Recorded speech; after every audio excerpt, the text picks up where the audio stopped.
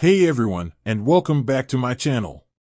Ever dreamt of conquering the bustling streets of Bangkok, chilling on the pristine beaches of Bali, or exploring the ancient temples of Angkor Wat?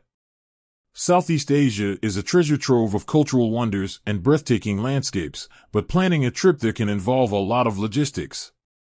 One crucial question: how will you handle your finances? Cash? Sure, but carrying it around can be risky. Traditional credit cards? They might come with hefty foreign transaction fees. That's where e-wallets like GrabPay come in, promising a convenient and, supposedly, cheaper way to manage your travel expenses. But can you truly rely on GrabPay overseas? Let's dive in and find out. The short answer, with a twist. Up until recently, the answer was a clear yes. GrabPay, with its linked GrabPay card, a mastercard, allowed users to pay at millions of merchants worldwide. However, things have changed.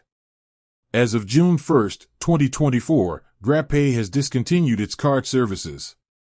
So, what does this mean for your upcoming Southeast Asian adventure? Don't fret just yet.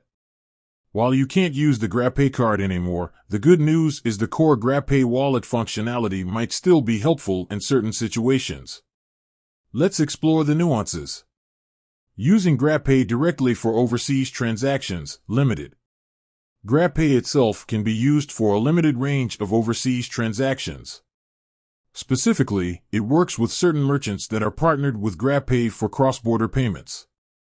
Think online travel booking platforms or specific regional chains. However, this functionality is not universally available, and finding merchants that accept direct GrabPay payments abroad can be a challenge. The not-so-hidden costs. Even if you manage to find a GrabPay accepting merchant overseas, there might be hidden fees lurking. Transactions made in a currency different from your home currency will incur a 1% processing fee. While it might seem small, these fees can add up if you're making frequent purchases. The reality of GrabPay overseas: more hassle than convenience. While the limited direct use case and processing fees might not be deal breakers, the bigger concern is simply the lack of widespread acceptance. Let's face it, you'll likely be relying on your GrabPay in a variety of situations, from grabbing a delicious bowl of pad thai to paying for a taxi ride. Without the GrabPay card, relying solely on GrabPay for your entire trip could lead to frustration and scrambling for alternative payment methods. So, what are your alternatives? Here are some options to consider for managing your finances while traveling in Southeast Asia. Travel-friendly credit card: look for a card with no foreign transaction fees and good exchange rates. This is the most versatile and widely accepted option. Multi-currency travel card: these prepaid cards allow you to load different currencies and can often offer competitive exchange rates. Debit card: while not ideal due to potential foreign transaction fees from your bank, it can be a backup option. Just be sure to inform your bank about your travel plans to avoid blocked transactions. Final thoughts.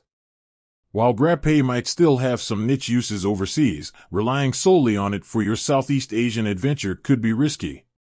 Consider it a bonus option, not your primary financial lifeline.